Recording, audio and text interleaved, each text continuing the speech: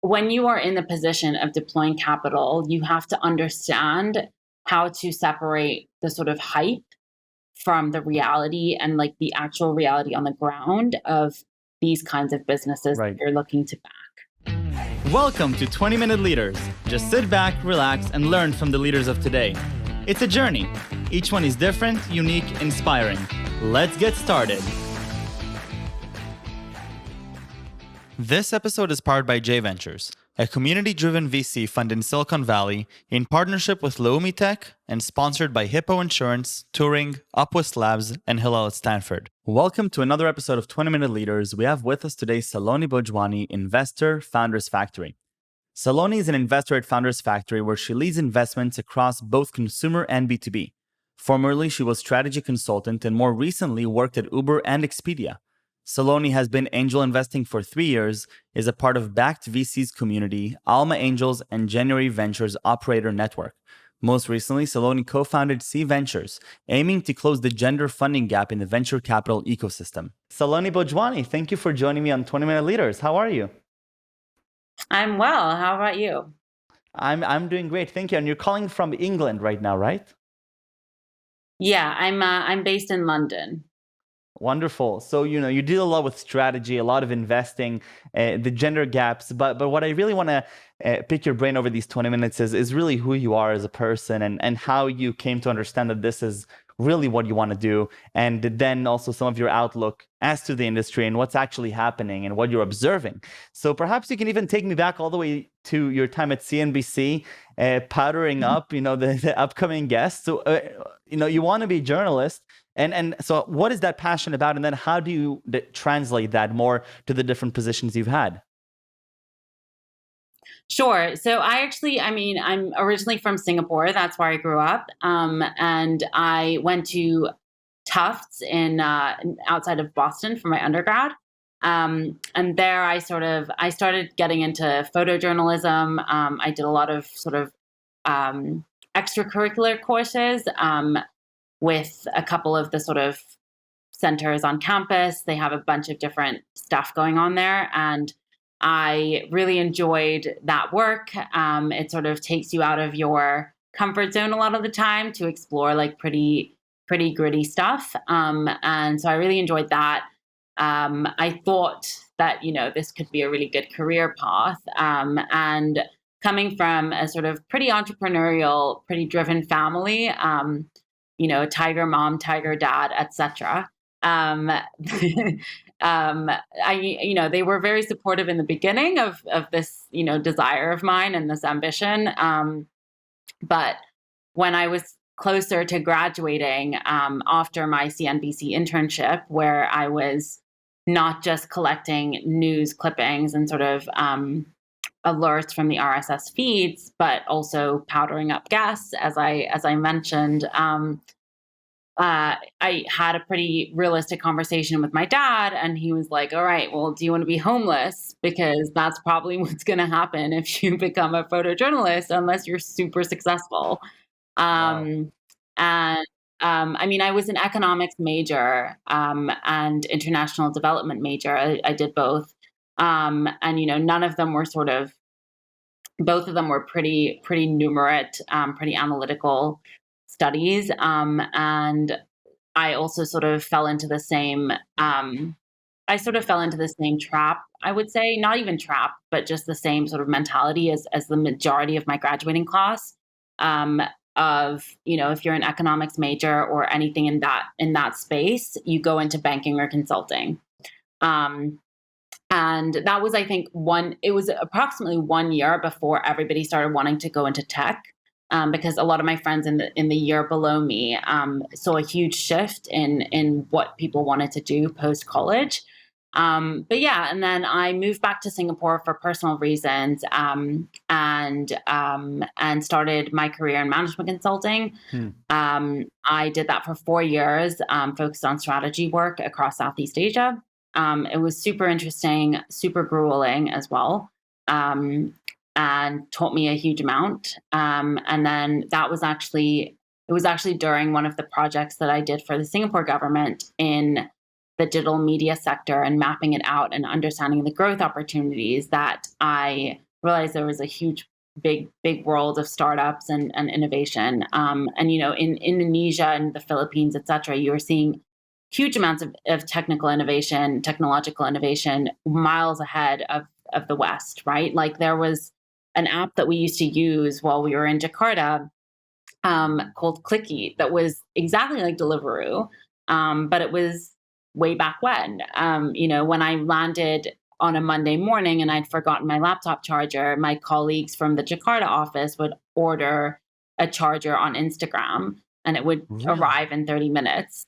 Wow. Yeah. So like it was, How do you explain that, by the way? How do you like, explain this discrepancy? so I think, that region of the world is full of early adopters when it comes to tech. So, my parents are super tech savvy. My dad has more apps on his phone than I do. And I think it's the region of the world that I think skipped over having desktop first tendencies and went Mhm. straight to mobile first. And so it just is like a very techie savvy place or area and geography. And so you see that all the time with, with China, it's the same thing, right? Like WeChat was more capable of doing more things before WhatsApp even was a company. So I think it's just a very different mentality in that part of the world. And then I knew I wanted to go to business school. I didn't want to really go back to the US. So I applied to London Business School, knowing that London was somewhere that I knew I could settle long term. I took my GMAT in like 10 days and did the whole process in a very rushed manner, 10 as you days. do. When you're in consulting and you don't Wow. get any time off. But yeah, and then I moved to London in August of 2015 or July of 2015, I should say. So yeah, and I've been here ever since. I started, I did my MBA. During that time, I worked at companies like Uber and Expedia. I also wanted to try out being on the sort of buy side or investment side. So I worked also at a fund that's now called Luminous Ventures. It was part of a larger family office fund, and got exposure to the sort of early stage VC ecosystem. Um, and after that, joined the founding team of a company called Zebra Fuel, funded by Local Globe and First Minute Capital. Grew that from 4 to 47 people, raised 2 rounds of funding, and then moved over to the investor side finally. But I And know what you was it you about the mentioned investor you side that made you attracted to that? So why make that shift? So I had actually, while I was at Zebra and actually during my MBA, had been working and advising pre-seed companies on their fundraising strategy, their business and go-to-market strategy. Things like the things also that are sort of bread and butter of consulting. So market sizing, etc. Um, to understand how best to optimize their business for their North Star metrics. Mhm.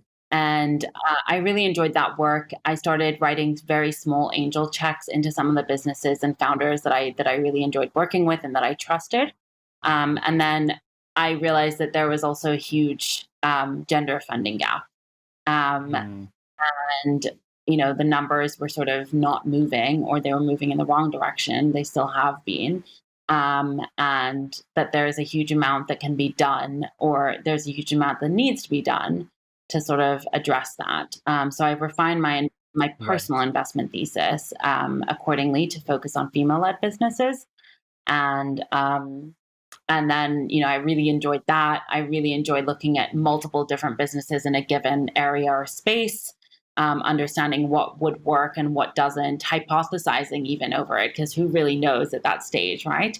But, finding the proof points. And so, yeah, so there's a lot I don't like about the venture ecosystem, but I think that there is a lot that I do like about it, in that I think if you think about it in a responsible way, and you understand that deploying capital is a huge amount of power in terms of how the world will look, or determining how the world will look post investment, then it can be really powerful, and it can be and it's also a really, let's be real, it's a really fun job, right?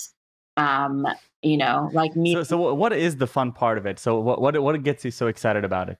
I think the learning curve, right? Like I think you have to skill yourself up really quickly on new technologies, on different ways of looking at the same problem, at all the different innovations. You learn so much through that process, and I think that really drives me. I think most investors are similar, and that otherwise they probably wouldn't be in their profession. Um, so yeah, so I think that's a really fun part. I think, working alongside entrepreneurs, adding value to their business and to their sort of journey is also really rewarding. That really is what will get me up in the morning. And I think, that's super rewarding. So yeah. And so you mentioned a little bit about this idea of responsible venture. And so what does that actually, entail for you? What does it mean to act responsibly in this venture world? So I think I'll use some examples here, right? But I think ultimately it's when you are in the position of deploying capital, you have to understand how to separate the sort of hype from the reality and like the actual reality on the ground of these kinds of businesses that Right. you're looking to back. So there's, I read a book actually called Smoke and Mirrors by actually someone who's quite a good friend, Gemma Milne, and it's sort of each chapter goes through like what people think is the case with certain sectors like agri-tech, which is quite like a black box for most people, energy and renewables, space tech, all of Right. these things, and like what's the reality and what's the hype telling you. And so I think investors or anybody in the position of deploying capital and backing an industry or a thesis really is in the position of having to really understand what are the dynamics in that market that you should be taking into consideration. And the way that and the way that this sort of plays out, right, is for example, um, we've seen like the huge explosion in grocery delivery, right, in Europe and Yeah. the world, right, like with Deja, with Wheezy, with all of these guys. And when Deja went out, I'm really close with a lot of them, and I have friends that work with a lot of these companies, and Deja raised 20 million right off the bat in their seed round, which I mean is now becoming more the norm, scarily so, but it's still a big seed round, right, in Europe. And sorry, I mean Europe, I mean the UK and Europe. I'm still not over Brexit, Right. clearly, but but I think when investors make that kind of decision, they're making an executive decision that this kind of service absolutely has to exist in the world, right? That's why they're going to throw money at it. And so I think Right. when you think about like backing a company or an industry or a service, you're really thinking, or you should be thinking, like this has to exist, right? Because it's going to make the world and it's going to make consumers and it's going to make businesses better and better off.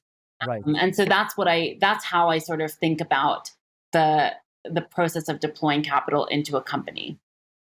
Um, And so when you're looking at the gender gap specifically, you mentioned a few times that this is also something that you're thinking about a lot. So give me the breakdown, especially in the European UK market, which I don't know too much about. What is happening there, and what are you in that sort of ecosystem in regards to this idea of gender gap? Sure. So I actually with two co-founders launched a capital raising platform for female founders or female led businesses rather. And the sort of the premise on which we built this is there is a huge funding gap. It's 1.7% of venture capital funding in the UK and Europe goes to female led businesses. That's down from 2.4% 4 years ago. 2.4% was pretty abysmal to begin with, and it's actually been going down. And I think, COVID-19 has also exacerbated, as you probably know, the problems for Right. women, right? Having to take on the burden of the household chores and homeschooling and all of and Right. caring for the elderly, et cetera. that's been an additional and an incremental burden on them that has sort of worsened that gap. And so when we look at the initiatives in the ecosystem, there's a huge amount of initiatives, and people want to make change, but those initiatives are they might be moving the needle a little bit, but not enough. And so the three of us, Nicole, Trin, and I, have actually been doing this for a couple of years now, working alongside a female founder or a couple of female founders to help them close up their fundraise, make sure that they're in touch with the right investors, make sure they have the right access, make sure they're structuring their round in the correct way, et cetera. All of these things that are not always, accessible to every founder. Right. And so what is the biggest challenge that you're observing? If you had to converge on some specific challenges that are causing this gap right now. I'm hearing on one hand this idea that female founders perhaps have a more difficult time closing their rounds or understanding exactly how to structure. Is that because they're not getting enough attention, they're not getting enough assistance or enough support from big funds? What is actually the gap that you're observing? Yeah, so I think the gap is actually in the early stage, right? So we actually surveyed a bunch of seed and Series A funds and even beyond to ask why there is such a lack of diversity in their portfolio, and they all said that it's a pipeline problem. So there's not enough pre-seed stage and early seed stage businesses that are led by females or co-founded by females that are getting the appropriate amount of funding to come up that pipeline and go up the food chain, so to speak. And so that's the gap that we're trying to fix or to address, is to let's take all of these pre-seed stage, and some of them are seed, some of them are even Series A, but let's get them to have a community of like-minded, overachieving individuals who often experience similar problems, so they can bounce ideas around with each other and have a community around that. But B, let's get them in front of the right investors, and let's also pick investors that we know in the ecosystem are mission driven and mission aligned to work with these founders in a sector and stage that they're familiar with and that they invest in, to actually help them open up their own networks, the same way that if my best friend from LBS was founding a company, I would help her navigate the entire ecosystem. Right. So that's the sort of rapport that we're trying to build to cultivate between the investor mentors and the founders. And so far, it's going really well. I mean, a lot of them are already closing up their rounds or have identified their lead. So I think bit by bit, we can actually hopefully move the needle in a meaningful way. No, I think it's a great outlook, and I think that the way that you're actually tangibly going in and helping, hands-on, is something that is not trivial. And a lot of people are talking about the gender gap in venture, but not a lot of people are actually going in and are being hands-on about it. And so I think that there's a lot of inspiration to be taken from here. And I want to thank you again for coming on and sharing with me your personal journey, your personal passions. I really appreciate it. Are you ready for some fun questions? Sure. All right, so we'll start off easy. We'll get a little bit harder as we go along. Number one, what was your favorite subject in school? So my favorite subject changed a lot, to be fair. It started as English. My spelling and grammar is to a level that is unparalleled, I would say, because of my parents' sticklerishness in that realm. So English was definitely, for the majority of my schooling, my favorite subject. I also really loved history. I really liked physics, and I really liked biology. Yeah. Really, really cool. I'm constantly surprised that so many investors on the show enjoyed history or enjoyed the humanities, back in school. So I think that at some point somebody should do a little bit of research as to why exactly that is. And I'm personally a math guy. The second question I have for you is, one of your role models, real or fake, throughout your career? Throughout my career, honestly, probably a mix of my mother and my sister. So my older sister, she is by far and away one of the most intelligent humans I've ever met. She also went to Stanford, by the way. And she is like a genius, and she would absolutely murder me for saying this. But I think the rigor with which she analyzes situations and problems is really admirable. And when I ask her a question, if I'm having trouble with it, it always seems super simple when she sort of unpacks it for me. And I think she's definitely someone that has been a role model to me throughout my upbringing and my career. And my mom, just because she's my mom, and I think she's like amazing as a human, just like strength wise and resilience wise.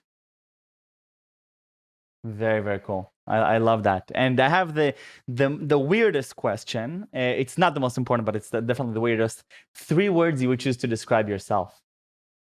I think one would probably be direct or transparent.